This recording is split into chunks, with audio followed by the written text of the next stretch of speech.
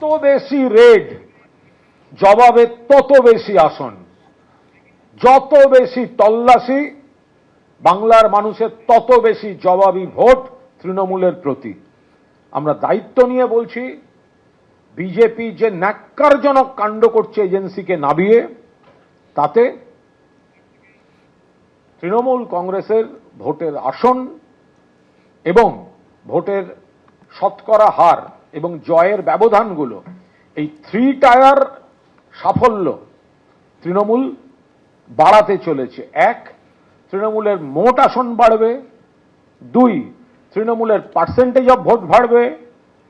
3, তৃণমূলের সিটগুলিতে জয়ের ব্যবধান বাড়বে। একদিকে বিভিন্ন জায়গায় আইটির অভিযান, অন্যদিকে ইডির তল্লাশি। মার্লিন গ্রুপের আর্থিক প্রতারণার অভিযোগে তদন্তে এনফোর্সমেন্ট ডিরেক্টরেট। কলকাতা সহ 5টি জায়গায় একযোগে তল্লাশি অভিযান চালালো ইডি। জমি কেনাবেচা এবং লেনদেনের সূত্র ধরে এই তল্লাশি বলে ইডি সূত্রে খবর। সল্টলেকের CA block, CK block, Middleton street সহ একাধিক জায়গায় তল্লাশি চলে আজ। প্রজেক্টের নাম করে জাল নথি তৈরির অভিযোগ রয়েছে মার্লিন গ্রুপের বিরুদ্ধে। সল্টলেকে সিকে ব্লকে ডিসিপাল গ্রুপের কর্তার বাড়িতে তল্লাশি হয়। ডিসিপাল গ্রুপের কর্তার বাড়ির পাশাপাশি অফিসেও ইডির তরফে তল্লাশি চালানো হয়।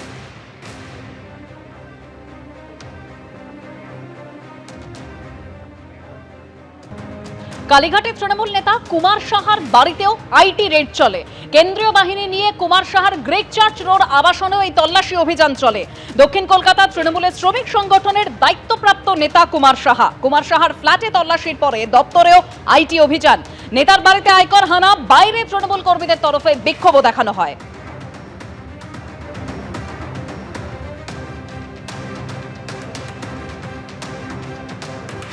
কুমার সাহার বাড়িতে আইটি দপ্তরের অভিযান এবং বাইরে তৃণমূল কর্মীদের তরফে বিক্ষোভ দেখানো হয়।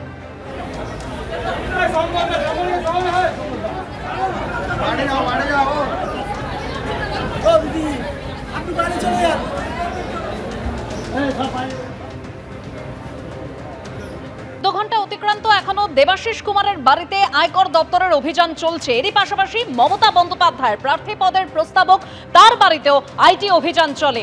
মিরাজ শাহ তার বাড়িতে অর্থাৎ এলগিন রোডে ভবানীপুর এডুকেশন সোসাইটি ট্রাস্টি বোর্ডের সদস্য মিরাজ শাহের বাড়িতেও তল্লাশি অভিযান চলে। সকাল 6টা থেকেই অভিযান শুরু হয়।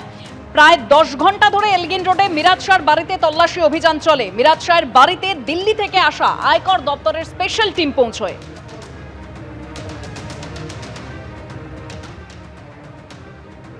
এখন দেখতে পাচ্ছি সকাল 6টা থেকেই কিন্তু তল্লাশি অভিযান চলছে এবং কোথায় তল্লাশি অভিযান চলছে সেটা তোমাকে পরে দেখাবো।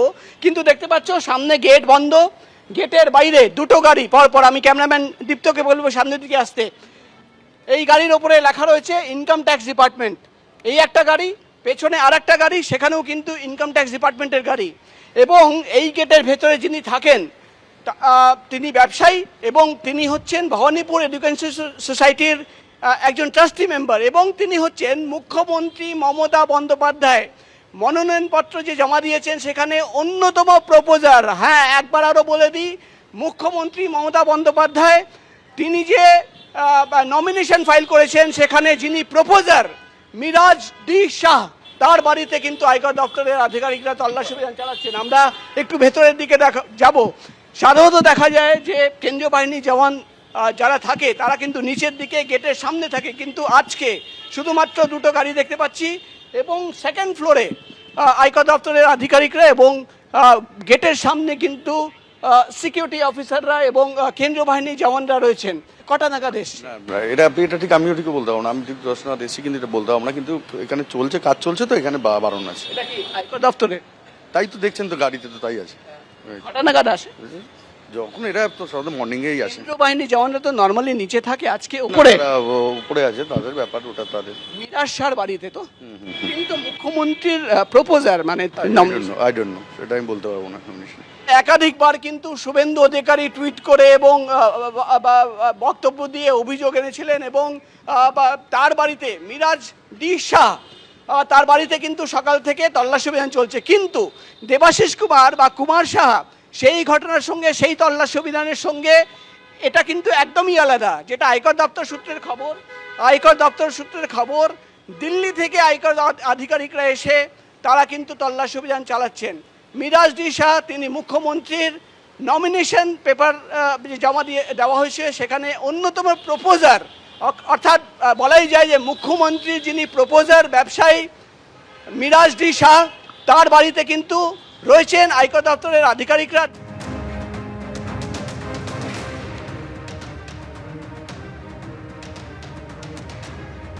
প্রথম দফার ভোটের 5 দিন আগে একযোগে অভিযানে ইডি এবং আইটি। তৃণমূল নেতা প্রার্থী থেকে প্রস্তাবক একের পর এক ঠিকানায় অভিযান চালালো ইডি এবং আইটি। 14 ঘন্টা পরেও দেবাশিস কুমারের বাড়িতে আয়কর হানা। একাধিক তৃণমূল নেতা থেকে প্রার্থী, বিভিন্ন জায়গায় আইটি এবং ইডির অভিযান। जो घोटाले यहाँ पर हुए, विशेष रूप से चाहे वो कोयले का घोटाला हो या अलग अलग घोटाले, इसमें जो घोटालेबाज है, जिन तक इसके तार पहुंचते हैं, जिन्होंने बंगाल को लूटा है, ऐसे लुटेरों के घर अगर एजेंसी कार्रवाई करती है, उसका स्वागत होना चाहिए। एबीपी आनंद एगिए थाके एगिए राखे।